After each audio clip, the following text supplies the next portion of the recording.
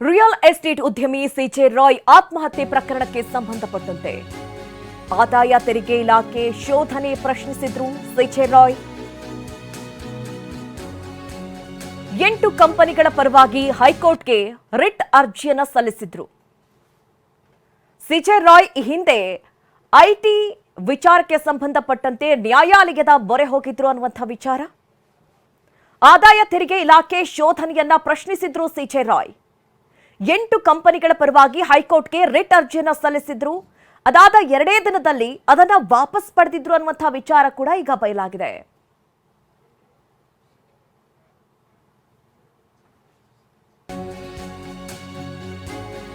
CJ Roy ಆತ್ಮಹತ್ಯೆ ಬಗ್ಗೆ ನ್ಯಾಯಾಂಗ ತನಿಖೆ ಆಗಲಿ.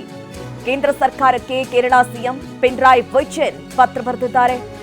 ಕೇಂದ್ರ ಸಚಿವೆ ನಿರ್ಮಲಾ ಸೀತಾರಾಮನ್ಗೆ ಪತ್ರವನ್ನ ಬರೆದು ಮನವಿಯನ್ನ ಮಾಡಿದ್ದಾರೆ. ಉದ್ಯಮಿ ಸಿಜೆ ರಾಯ್ ಸಾವು ಹಲವು ಉದ್ಯಮಿಗಳಲ್ಲಿ ಆತಂಕ ಹುಟ್ಟಿಸಿದೆ. ಈ ಘಟನೆ ನಡೆಯೋ ವೇಳೆ ಐಟಿ ಅಧಿಕಾರಿಗಳು ಪರಿಶೀಲನೆ ನಡೆಸ್ತಾ ಇದ್ರು. ಹೀಗಾಗಿ ಈ ಪ್ರಕರಣವನ್ನ ಗಂಭೀರವಾಗಿ ಪರಿಗಣಿಸಿ ನ್ಯಾಯಾಂಗ ತನಿಖೆ ನಡೆಸಬೇಕು ಅಂತ ಕೇರಳ ಸಿಎಂ ಪಿಣರಾಯಿ ವಿಜಯನ್ ಒತ್ತಾಯಿಸಿದ್ದಾರೆ.